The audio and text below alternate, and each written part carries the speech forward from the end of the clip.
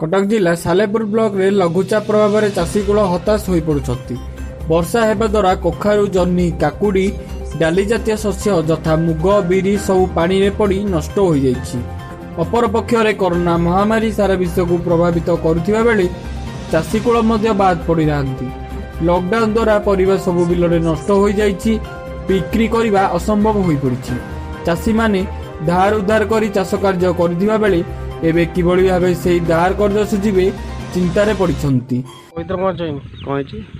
मुग जाइछि 20-22 गुंठु, कखारु 10 गुंठु, बिरी 15 गुंठु खंडे टोटाल सब जाइछि। कोरोना पसिला टोटाल आमे कखारु टोटाल बेपारी नेलेनी कि किछि कलेनी, कखारु सब नष्ट होला।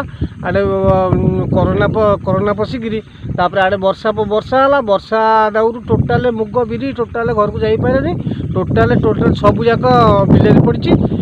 कुआपथर वर्षा है, कुआपथर वर्षा किसी ना सरकार जब किसी कर लोन फोन करके आम कम करूँ, हाथ उधारी भी करूँ। सरकार सहायता किसी देवे आम उपकृत किसी हम। सब्सक्रिप्शन नाई कौन कौन चाष सब कर काकुड़ी कखारु काकुड़ी 20 गुंठु करदेलु। ये कोरोना पशिला किसी बेपारी आसिले नष्ट है। फसल सब नष्ट हो जाए। वर्षा बेपारी आसिले सीना काकुड़ी फाकुड़ी जी बेपारी ने बेपार वर्ष चलवाई असुविधा सब ये कखारु नष्ट हो जाए।